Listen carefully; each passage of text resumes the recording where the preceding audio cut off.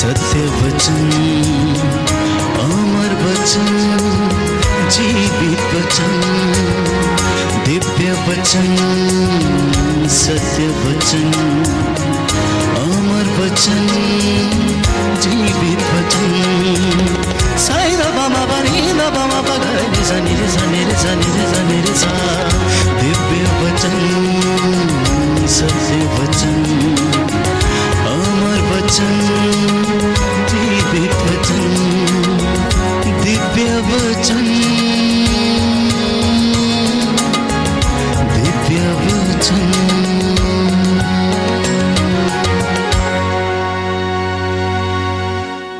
सबको जय यीशु की।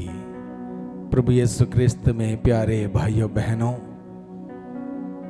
पुनः मैं आप सभी लोगों का हार्दिक स्वागत करता हूं प्रभु का जीवंत वचनों को सुनने के लिए, ग्रहण करने के लिए, समझने के साथ उन वचनों के अनुसार जीवन बिताने के लिए मैं आप सभी लोगों का हार्दिक स्वागत करता हूं। कितना अद्भुत है कि प्रभु ने हम सबों को आज के दिन में उसका जीवंत वचनों को सुनने के लिए, ग्रहण करने के लिए, उसके अनुसार जीवन व्यतीत करते हुए उसकी गवाही बनने के लिए हमें चुना है। यह हम सबों के लिए सौभाग्य की बात है। तो आइए आज के दिन में हम लोग वचन सुनेंगे इस शीर्षक के साथ, यीशु के आने से सब कुछ बदल गया। यीशु के आने से सब कुछ बदल गया। और निश्चित रूप से यीशु जब हमारे जीवन में आएंगे, हमारे घर परिवार में आएंगे, हमारे कार्य करने की जगह पर आएंगे, हमारे दिल मन में आएंगे, सब कुछ बदल जाएगा, सब कुछ बदल जाएगा। बाइबल में अनेक उदाहरण है जो हम लोग देखते हैं यीशु के आगमन से लोगों का जीवन बदल गया।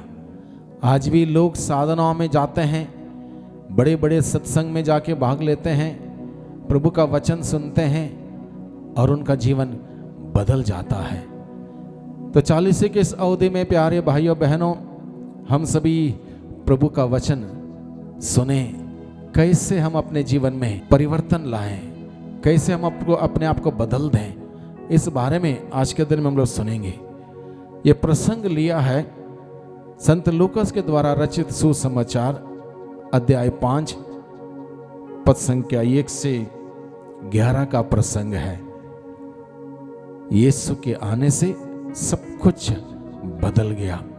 यहां पर हम लोग देखते हैं, एक दिन ईसा गेनेसरेत की झील के पास थे। लोग ईश्वर का वचन सुनने के लिए उन पर गिरे पड़ते थे। आज के जमाने में ऐसी बात हम लोग नहीं देखते। ईश्वर के वचन को सुनने के लिए लोग भीड़ के भीड़ इकट्ठा होते हों या यीशु के पास आने के लिए इतना एक इंटरेस्ट दिखाते हों या दिलचस्पी रखते हों, ऐसा परिवेश नहीं के बराबर ही हम देखते हैं आज के दिन में। लेकिन प्रभु यीशु के ज़माने में क्या हुआ, एक दिन जब प्रभु यीशु मसीह गेनेसरेत के झील के पास थे, लोग ईश्वर का वचन को सुनने के लिए उन पर गिरे पड़ते थे। यानी कि प्रभु का वचन, प्रभु का संदेश, प्रभु की बातें लोगों को इतनी अच्छी लगती थी कि लोग एक भी शब्द मिस नहीं करना चाहते थे, एक एक वचन को सुनना चाहते थे। इसलिए और नज़दीक, प्रभु के और नज़दीक आने की उस होड़ में वो गिरे पड़ते थे, यीशु की ओर गिरे पड़ते थे। एक ऐसा नज़ारा आज का ये सुसमाचार का यह प्रसंग हमारे सम्मुख प्रस्तुत करता है। यानी कि लोगों को स्पष्ट रूप से जानकारी थी, मालूम था कि यीशु का वचन सुनेंगे हमें चंगाई भी मिलेगी, यीशु का वचन सुनेंगे हमारी समस्या दूर हो जाएगी, यीशु का वचन सुनेंगे हमारे सवालों का उत्तर मिलेगा, हमें राहत मिलेगी, हमें आराम मिलेगा। लोगों के पास बहुत सारे अनुभव जुड़े हुए थे, इसलिए लोग यीशु के पास आके वचन सुनने के लिए गिरे पड़ते हैं और इस प्रकार का नज़ारा प्रस्तुत करते हुए प्रभु हमें आज के दिन में सिखाना चाहता है, यीशु के आने से हमारा जीवन में सब कुछ बदल सकता है। आगे लिखा है, उस समय उन्होंने झील के किनारे लगी 2 नावों को देखा। गेनेसरेत की झील के पास थे। लोग प्रभु के पास आए, वचन सुनने के लिए उन पर गिरे पड़ते थे। वहाँ पर झील के किनारे 2 नावें थी और उस नावों को यीशु ने देखा। मछुए उन पर से उतर कर जाल धो रहे थे।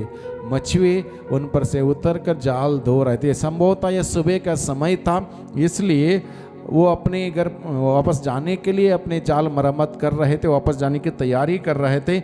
ईसा ने सिमोन की नाव पर सवार होकर उसे किनारे से कुछ दूर ले चलने के लिए कहा। अब लोग उन पर गिरे पड़ते हैं।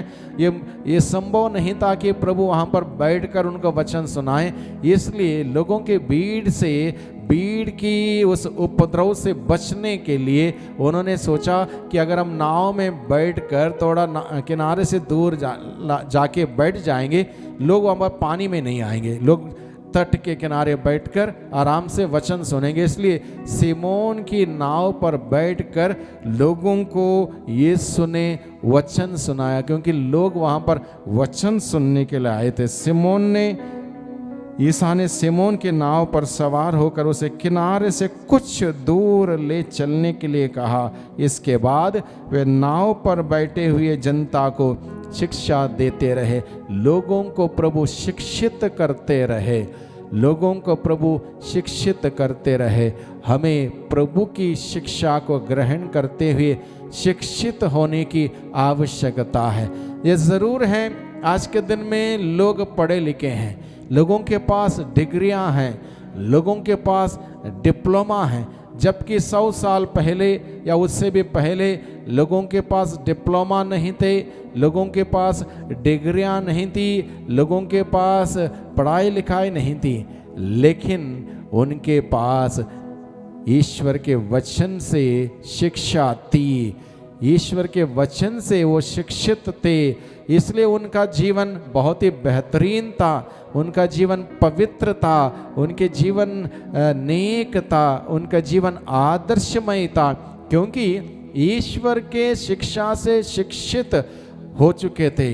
और आज के ज़माने में लोग हर प्रकार की पढ़ाई करते हैं, करने दें, और अच्छी बातें करना भी चाहिए। हर प्रकार की डिग्रियां, हर प्रकार की जानकारियां, हर प्रकार का डिप्लोमा हासिल करते हैं, लेकिन आध्यात्मिक स्तर दिन प्रतिदिन गिरता जाता है, क्योंकि लोगों में ईश्वर का वचन को सुनने की वो दिलचस्पी नहीं है, वो जिज्ञासा नहीं है, प्रभु के पास जाने का, चर्च जाने का, मिस्सा में जाने का, प्रार्थना में जाने का, साधनाओं में जाने का वो जिज्ञासा, वो दिलचस्पी नहीं है। लोगों को संभवतः इस बात की जानकारी नहीं है, प्रभु के वचन सुनने से, ग्रहण करने से, पढ़ने से, उसके अनुसार जीने से क्या हो सकता है, इसलिए भी हो सकता है वो जानकारी नहीं है। इसलिए प्रभु से हमें शिक्षित होने की ज़रूरत है, प्रभु से हमें शिक्षित होने की ज़रूरत है। और प्रभु यीशु मसीह नाव पर बैठकर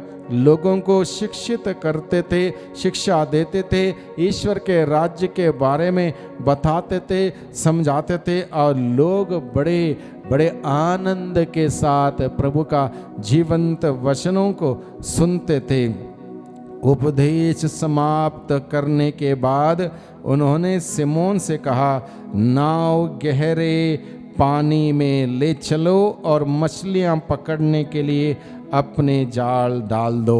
अब प्रभु यीशु मसीह लोगों को अब तक शिक्षित करते रहे, वचन सुनाते रहे, और वचन सुनाने के बाद सिमोन पेतरुस से प्रभु क्या कहता है, अब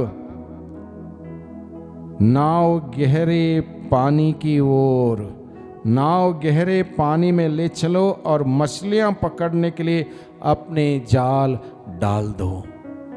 जब सिमोन पेतरुस ये बात कही, सिमोन पेतरुस प्रभु से ये नहीं कहता, प्रभु अब तो टाइम निकल गया है, समय निकल गया है, रात भर हमने मेहनत तो की है लेकिन कुछ भी हासिल नहीं हुआ, अब सवेरे हो गया है, ये समय मछली मारने के लिए उचित नहीं है।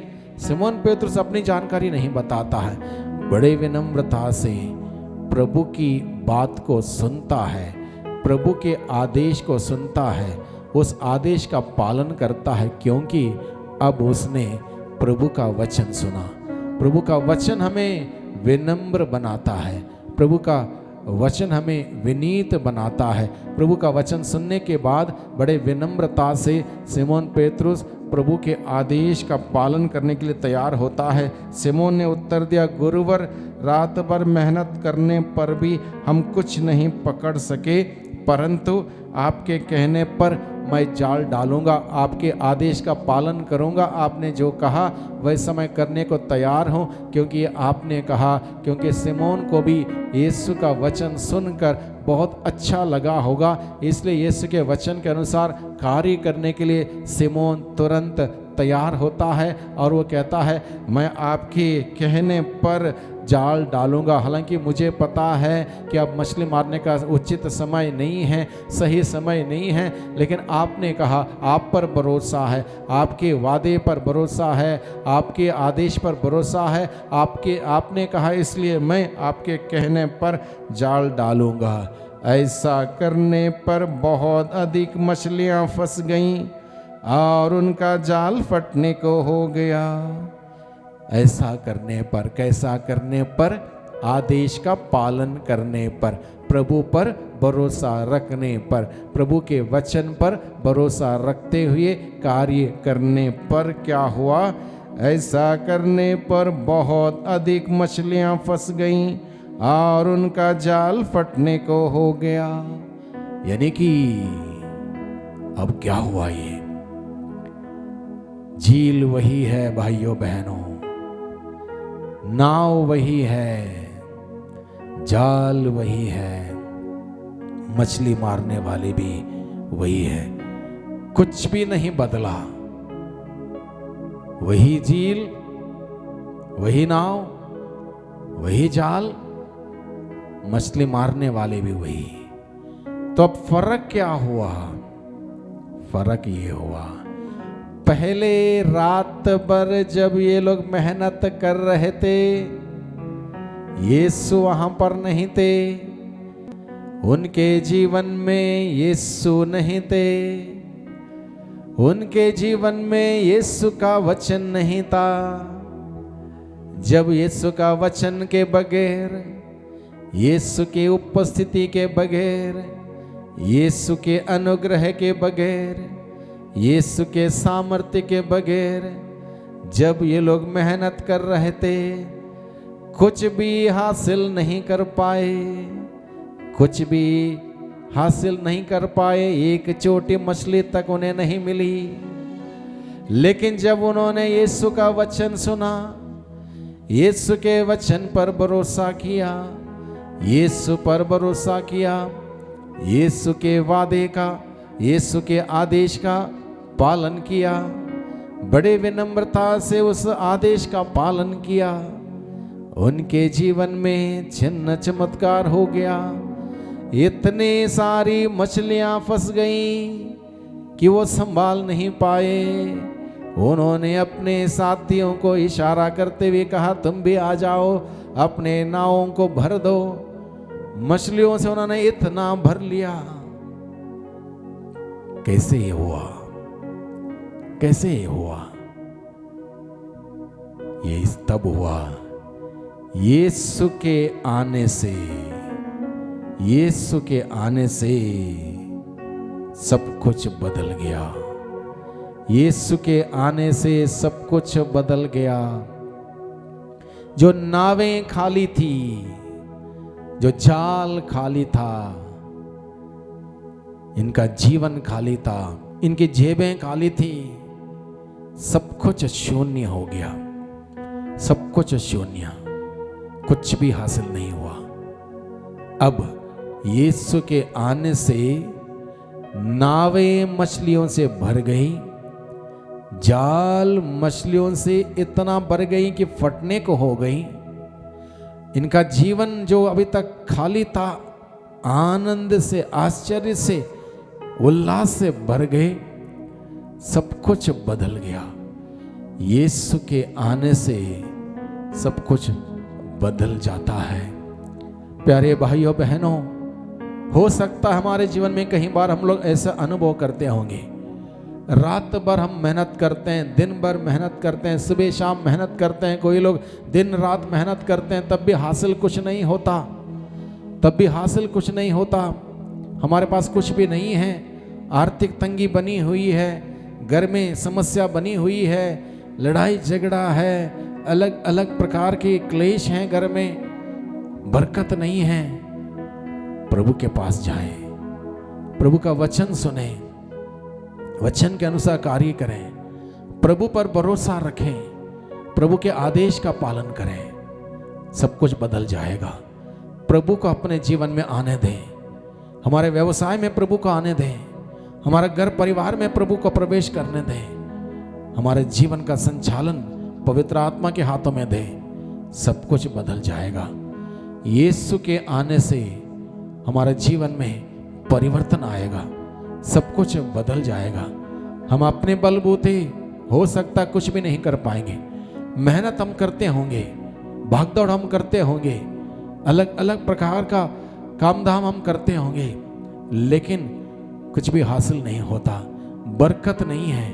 बच्चे हैं, बच्चों पर आशीष नहीं है, पढ़ाई करते हैं उस पर आशीष नहीं है, मेहनत करते हैं उस पर आशीष नहीं है, पैसे घर आते हैं उस पर बरकत नहीं है। हमें नबी हगाई का ग्रंथ याद करने की जरूरत है। नबी हगाई का ग्रंथ अध्याय 1 प्रसंग 5 में लिखा है, तुम अपनी स्थिति पर विचार करो, तुम अपनी स्थिति पर विचार करो। तुमने बहुत बोया है किंतु तुम कम लुनते हो, तुम खाते तो हो लेकिन तुम्हारी भूख मिटती नहीं है, तुम पानी पीते हो लेकिन तुम्हारी प्यास बुझती नहीं है, तुम्हें तृप्ति नहीं मिलती। मजदूर अपना वेतन तो पाता है लेकिन वह छेद वाली थैली में रखता है। इसलिए अपनी स्थिति पर विचार करो, इसलिए अपनी स्थिति पर विचार करो। हम सबों को भाइयों बहनों अपनी अपनी स्थिति पर, अपनी अपनी परिस्थिति पर विचार करने की ज़रूरत है। अगर हम हार चुके हैं, अगर हार का सामना कर रहे हैं, अगर हम निराश हैं, निराशाजनक जीवन हम जीते हैं, तो हमें विचार करने की ज़रूरत है। पेतरुस उसके साझेदार के जीवन में यही हुआ, निराशा हाथ लगी थी, कुछ भी हासिल नहीं हुआ, सारी मेहनत बेकार गई, कुछ भी नहीं मिला। यीशु को उन्होंने आने दिया, अपने खालीपन में, अपने खोखलेपन में यीशु को आने दिया। पेतरुस ने यीशु को उसके खाली नाव में बैठने दिया और उसकी नाव भर गई। यीशु को वहाँ पर रहकर उसके नाव में बैठकर वचन सुनाने दिया और उन्होंने वचन सुना। यीशु का जब उन्होंने स्वागत किया, अपने खालीपन में, अपने खोखलेपन में, अपने खाली नाव में यीशु का जब उन्होंने स्वागत किया, यीशु सारी खुशियाँ लेकर आया, यीशु सारा प्यार लेकर आया, यीशु सारा मोहब्बत लेकर आया, यीशु सारी आशीषें और बरकतें लेकर आया। अगर हमारे जीवन में बरकतें नहीं हैं, आशीष नहीं हैं, यीशु को हमारे जीवन में बुलाएं, यीशु को हमारे दिल में आने दें, यीशु को हमारे घर परिवार में आने दें। बरकतें आएंगी, जहाँ यीशु आएगा वहाँ पर आशीष होगा। यीशु के आने से सब कुछ बदल जाएगा, यीशु के आने से सब कुछ बदल जाएगा। इसलिए यीशु को हम अपने जीवन में बुलाएं, यीशु को हम अपने जीवन में बुलाएं। यीशु के आने से सब कुछ बदल जाता है। पेतरुस के जीवन में हमने देखा इस प्रसंग के माध्यम से कैसे उसके जीवन में सब कुछ बदल गया। आगे क्या हुआ? ऐसा करने पर बहुत अधिक मछलियां फंस गईं और उनका जाल फटने को हो गया। उन्होंने दूसरी नाव के अपने साथियों को इशारा किया कि आकर हमारी मदद करो। वे आए और उन्होंने दोनों नावों को मछलियों से इतना भर लिया कि नावें डूबने को हो गई। यह देखकर सिमोन ने ईसा के चरणों पर गिरकर कहा, प्रभु मेरे पास से चले जाइए। सिमोन को एहसास हुआ कि मैं एक पापी मनुष्य हूँ, मैं एक दुर्बलताओं से, कमी कमजोरियों से भरा हुआ इंसान हूँ, मैं यीशु के सामने खड़े होने लायक नहीं हूँ। वो प्रभु से कहता है, प्रभु मैं एक पापी मनुष्य हूँ, मेरे पास से दूर चले जाइए। ईश्वरीय अनुभव जब उसको होता है, ईश्वरीय अनुभव उसको जब होता है, उसने एहसास किया मैं एक पापी मनुष्य हूँ।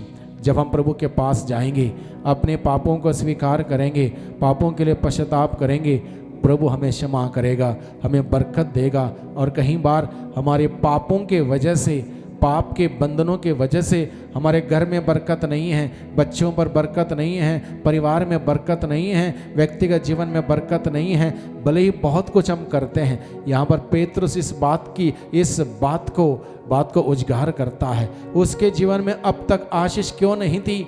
उसके अंदर पाप था, पाप में जीवन व्यतीत करता था, बुराई में शायद था, इसलिए उसके जीवन में आशीष नहीं आती थी। अब उसने प्रभु के सामने इस बात का ऐलान किया, प्रभु मुझ पापी से दूर चल, मैं तेरे सामने खड़े होने लायक नहीं हूँ। वो क्या कहता है, प्रभु मेरे पास से चले जाइए, मैं तो पापी मनुष्य हूँ। उसको एहसास हुआ मेरे जीवन में पाप है, जिसके वजह से आशीष नहीं है, जिसके वजह से बरकत नहीं है।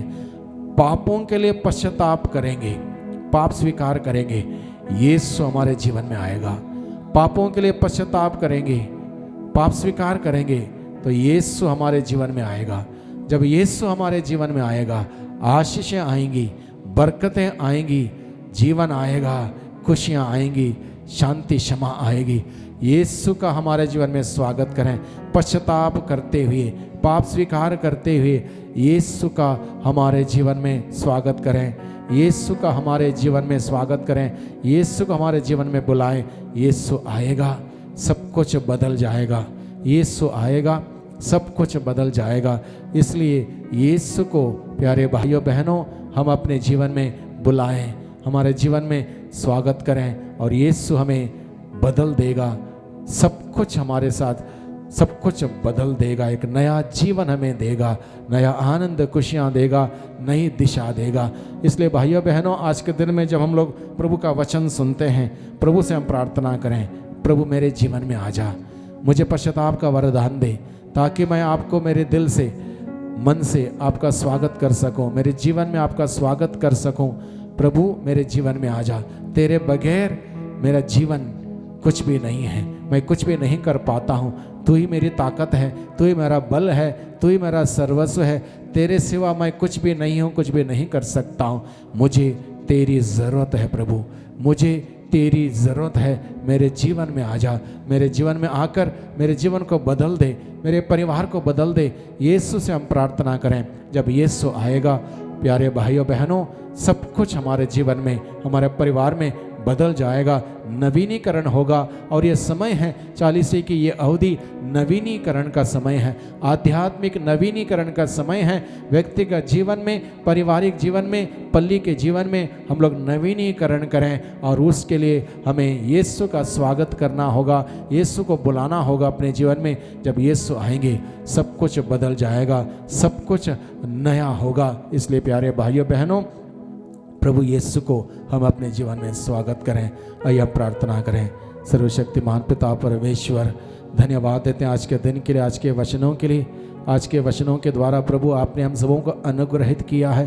प्यारे प्रभु जी, हमारे जीवन में कई बार हम लोग हार का सामना करते हैं, निराश हो जाते हैं, हताश हो जाते हैं, मायूस हो जाते हैं, और हमें पता नहीं चलता, क्योंकि आज के दिन में आप हमें बताते हैं, जब हम पाप की दास्ता में रहते हैं, बंधनों में रहते हैं, आपकी कृपा हमें प्राप्त नहीं हो पाती, आपकी अनुग्रह हमें मिल नहीं पाती। प्यारे प्रभु जी, हम सभी आपकी कृपा में, अनुग्रह में रहना और जीना चाहते हैं। हमारी मदद कर, हमारी सहायता कर, हमारे जीवन में आ जा, हमारे जीवन को बदल दे, हमारे घर परिवार को बदल दे, हमारे आध्यात्मिक जीवन में नवीनीकरण लाने की हमें कृपा दे। यीशु प्रभु हम सबों पर अपनी अनुग्रह पर अनुग्रह बरसा दे। दुआ करते हैं उद्धारकर्ता यीशु मसीह के नाम से, आमीन।